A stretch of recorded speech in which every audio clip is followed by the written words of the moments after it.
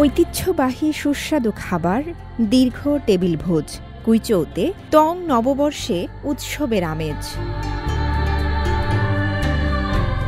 দক্ষিণ পশ্চিম চীনের কুইচৌ প্রদেশের টং জাতিগত গোষ্ঠীর লোকেরা জমকালো আয়োজনে নববর্ষ উদযাপন করেছে। গেল ২৯ নভেম্বর থেকে ৩ ডিসেম্বর পর্যন্ত চলে এই আয়োজন। এতে তাদের সমৃদ্ধ সাংস্কৃতিক ঐতিহ্য অনুভব করেন আগ্রহী দর্শনার্থীরা। ইভেন্টটি সাধারণ চীনা চান্দ্র ক্যালেন্ডারের ১১তম মাসে শুরু হয়। এতে ঐতিহ্যবাহী সুস্বাদু খাবার এবং দীর্ঘ টেবিল ভোজ দেখানো হয়, যা একটি প্রাণবন্ত এবং উৎসব পরিবেশ তৈরি করে।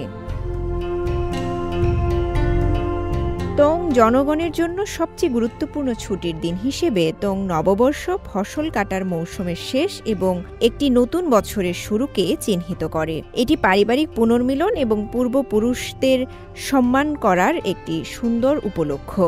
ছিয়ানতোংনান মিয়াও এবং টং স্বায়ত্তশাসিত প্রিফেকচারের লিপিং কাউন্টিতে অবস্থিত চীনের বৃহত্তম টং বসতি চাওসিং টং গ্রাম।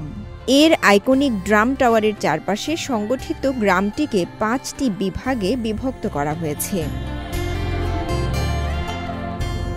টং জাতিগোষ্ঠীর এই উৎসবে বিভিন্ন খাবারের আয়োজন করা হয়ে থাকে। স্থানীয়ভাবে জনপ্রিয় স্টিমড আঠালো চালের মাংস বল। আঠালো চাল মাংসের কিমা, স্টার্চ, লবণ এবং মশলা দিয়ে তৈরি করা হয় এই মাংস বল। টং নববর্ষের জন্য এই খাবারটি আবশ্যক বলে মনে করেন তারা।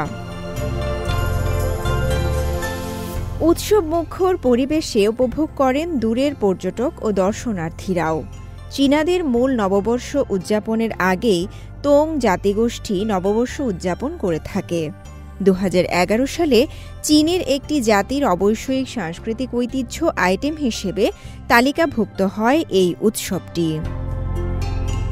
রওজে জাবিদা ঐশী, সিএমজি বাংলা।